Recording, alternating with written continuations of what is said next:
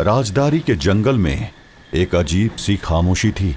सिर्फ झरने के पानी के गिरने की आवाज उस सन्नाटे को तोड़ रही थी। ओमकार धीरे धीरे तालाब की तरफ बढ़ रहा था। उसके चेहरे पर दृढ़ निश्चय साफ दिख रहा था, लेकिन वो संभल कर आगे बढ़ रहा था। ओमकार जानता था कि यह काम आसान नहीं होगा। उसके मन में राजदारी के राक्षस के लिए दया का भाव था, लेकिन वो ये भी जानता था कि वो राक्षस अब किसी की भी जान लेने से गुरेज नहीं करेगा। वो झरने के पास जा पहुंचा। झरने की आवाज उसके कानों में दर्द सा पैदा करती थी, इसलिए उसने चिल्लाते हुए राजदारी के राक्षस को आवाज दी। राजदारी के राक्षस, मैं तुमसे बात करने आया हूं, सामने आओ। ओमकार की आवाज उस झरने के शोर के आगे ऐसी ही लग रही थी जैसे टोप की आवाज के सामने मक्खी के उड़ने की आवाज। राजदारी के राक्षस, मैं तुमसे बात करना चाहता हूं, सामने आओ। अचानक जैसे कोई चमत्कार हुआ।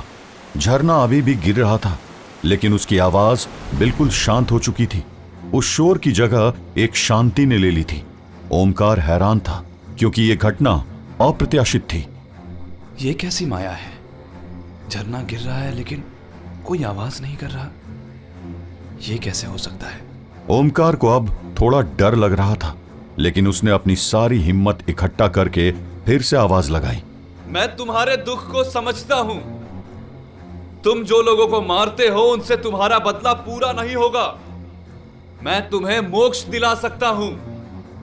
ओमकार की बातें हवा में गूंज रही थी, लेकिन जवाब सिर्फ एक गहरी खामोशी थी।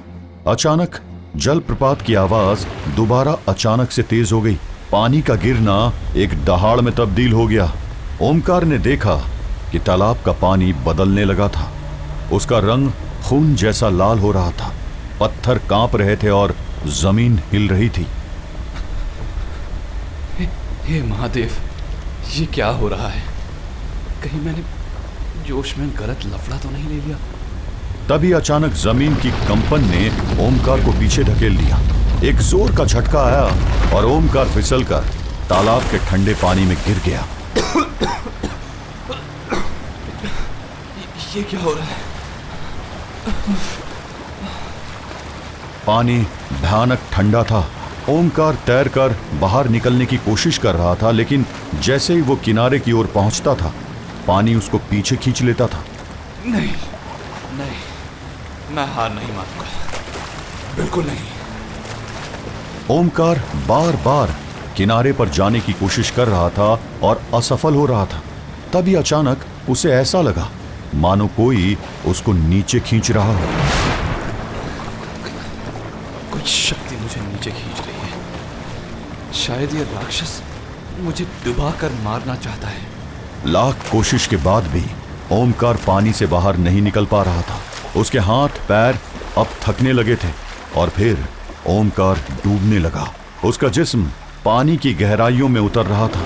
डूबते हुए ओमकार ने नीचे की तरफ देखा तो उसे एक भयानक चेहरा दिखाई दिया। चेहरा धुंधला था, लेकिन ओमकार को उसकी लाल आंखें साफ दिखाई दे रही थी। और फिर उसे सुनाई दी वो दिल दहला देने वाली आवाज। तू कौन होता है मुझे रोकने वाला? मेरा गुस्सा, मेरा दुख, ये मेरी ताकत है, और एक एक गद्दार को मारना मेरा मकसद। तुम भी मरोगे, तुम सब मरोगे। ओमकार कुछ बोलना चाहता था, लेकिन पानी के अंदर मुंह खोलना असंभव था। उसने सांस रोक रखी थी, लेकिन उसके फेफड़ों पर खतरनाक दबाव पड़ रहा था। ऐसा लग रहा था कि उसके फेफड़े किसी भी समय फट जाएंगे। ओमकार को अब उस तालाब का तल दिखने लगा था। मौत उसके निकट थी और उसे बचाने वाला कोई नहीं था।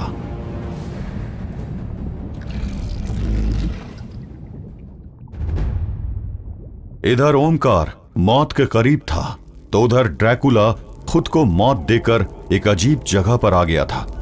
उसके सामने कई हिंदुस्तानी नौजवानों को फांसी पर लटका दिया गया था। उनके पैर जमीन ढूंढने की कोशिश कर रहे थे, लेकिन उनको सिर्फ हवा नसीब हो रही थी। ड्रैकुला की आंखों के आगे उनके जिस्म तड़प रहे थे और उनकी आंखें बाहर निकलने की कगार पर थी। तभी उस जल्लाद ने ड्रैकुला को फिर से आवाज दी। ये मैं क्या देख रहा हूं? Count Dracula of all the people I know, तुम इस जरा से टॉर्चर को देखकर अफेक्टेड हो रहे हो। व्हाई? आई एम श्योर तुमने अपने लाइफ टाइम में इससे कई गुना ज्यादा लोगों का मसाकर किया होगा। So what happened to the world's most ruthless monster? Going soft count? ये आखिर कौन सी जगह है? मैंने कुछ देर पहले इसी ट्री के नीचे खुद की लाइफ ली थी, तो फिर ये मेरे सामने कैसे है? और तुम कौन हो? क्या चल रहा है ये सब? मैं तो मर गया हूं ना? यस यस यस, तुम मर चुके हो काउंट, तभी तो तुम मेरे सामने हो। ये तुम नहीं, तुम्हारी सोल है, और तुम इस समय मेरी दुनिया में हो। This is my world, the world of hangman Adam and his murder tree. Dracula को कुछ समझ नहीं आ रहा था और उसकी इस कंफ्यूजन को हैंगमैन एडम तुरंत समझ गया। कंफ्यूज क्यों हो काउंट? Let me explain. ये मेरा वर्ल्ड है, a micro world with in this huge world, और मैं एडम हूं, इस वर्ल्ड का क्रिएटर, इस वर्ल्ड का मालिक। यहां मेरे रूल्स चलते हैं, सिर्फ मेरे। इन अ वे मैं यहां का गॉड हूं, गॉड। पर लगता है तुम्हें अभी भी समझ नहीं आया। How about I show you? Adam ने हाथ उठाया और ड्रैकुला के सामने का मंजर बदलने लगा। ड्रैकुला के सामने के विजुअल्स एक बार फिर तेजी से चेंज हो रहे थे। बस एक ही चीज स्टेशनरी थी, वो इमली का पेड़ और उससे लटकते फांसी के फंदे। इस पेड़ के नीचे मैंने पहली बार किसी को फांसी पर लटकाया था, एंड आई लव्ड इट। उनके तड़पते हुए जिस्मों को देखकर मुझे वो एक्सटेसी मिली जिसको मैं एक्सप्लेन भी नहीं कर सकता। I was hooked. हिंदुस्तानियों के जिस्मों को तड़पते देखकर मुझे बहुत मजा आता था, बहुत ज्यादा मजा। ये कैसा पागलपन था? तुम लोगों की जान लेकर खुश हो रहे थे। ड्रैकुला की बात सुनकर हैंगमैन हैरानी से उसकी ओर देखने लगा। एक पल के लिए सब कुछ रुक गया। Look who is talking. ये तुम बोल रहे हो काउंट? तुमने तो न जाने कितनी जाने ली हैं, शायद इतनी जितनी इस टैमरिन ट्री पर लीव्स भी नहीं होंगी। Bird is calling the cattle back. हाँ, मैंने लोगों को मारा है, but it was always for survival. पर तुम तो मजे के लिए लोगों को मारते हो। Oh come on count. Don't tell me कि तुम्हें मर्डर करने में मजा नहीं आता था। Anyway, मैं तुम्हारी हिपोक्रेसी पर डिबेट करने में टाइम वेस्ट नहीं करूंगा। मुझे पता है तुम यहां क्यों आए हो, मगर इस टॉपिक पर बात करने से पहले तुम्हें मेरी स्टोरी जाननी जरूरी है। ड्रैकुला के सामने अब एक के बाद एक विजुअल्स आ रहे थे। वो पेड़ वही था, लेकिन उस पर लटकने वाले लोग बदलते जा रहे थे, और जैसे जैसे दृश्य बदल रहा था, हैंगमैन एडम अपनी कहानी सुनाता जा रहा था। उस रात मेरे अंदर एक अलग तरह की आग जल गई। I wanted more, more and more and even more. ये ट्री मेरा हंटिंग ग्राउंड बन गया, बट एक प्रॉब्लम थी। रेवोल्यूशनरीज बड़ी मुश्किल से पकड़ में आते थे, और मुझे कई बार कई डेज तक खाली बैठना पड़ता था।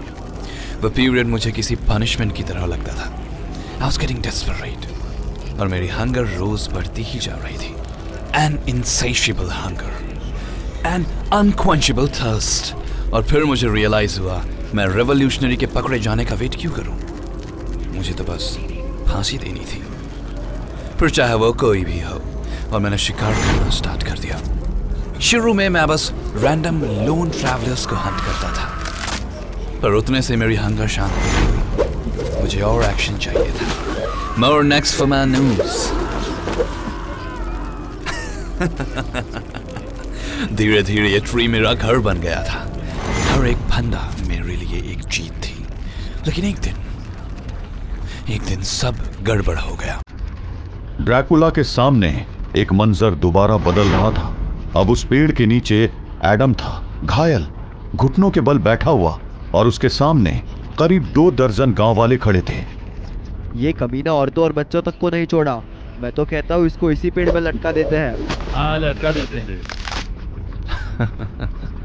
उन बेवकूफ़ों ने मुझे मेरे ही घर में घुसकर मार दिया, मुझे मेरे ही ट्री से लटका दिया जिंदा। मगर मुझे मारकर क्या मिला? मैं इस ट्री के साथ बंधा रहा, मेरे मर्डर ट्री के साथ, और मरने के बाद भी ये जगह मेरा प्लेग्राउंड बनी हुई है। अब यहाँ जो भी आता है मैं उसके सोल को ट्रैप कर लेता हूँ और देखता हूँ उसे तड़पते हुए मेरी कैद से आज़ाद होने के लिए। ड्रैकुला उस हैंगमैन को नफरत और हैरानी से देख रहा था। आज तक वो अपने आप को ही सबसे बड़ा मॉन्स्टर समझता आया था, लेकिन आज उसके सामने शायद उससे भी बड़ा मॉन्स्टर था, एक ल्यूनेटिक मर्डरर, एक इवल सोल। क्या हुआ काउंट? मेरी स्टोरी सुनकर तुम मुझे ऐसे क्यों देख रहे हो? We're not different. हम दोनों ही मॉन्स्टर हैं। We both relish to kill. We both enjoy to massacre. तुम नहीं समझ पा रहे हो काउंट कि आज मैं कितना खुश। I can sense the same darkness in your soul. वो darkness जो मुझे अट्रैक्ट करती है, और अब तो मेरे वर्ल्ड में आ चुके हो।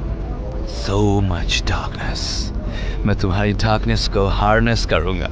इतनी डार्क एनर्जी से मेरा ये वर्ल्ड सिर्फ इस ट्री के पैरामीटर तक लिमिटेड नहीं रहेगा। मेरा प्लेग्राउंड बहुत बड़ा हो जाएगा। And I will enjoy unlimited hunting. Dracula को अब समझ आया कि वो किस जगह में था। ये जगह डार्क एनर्जी से बनी हुई एक एनॉमली थी, एक ऐसी दुनिया जहां सिर्फ और सिर्फ एडम का रूल चलता था, और यहां से बाहर जाना शायद इम्पॉसिबल था।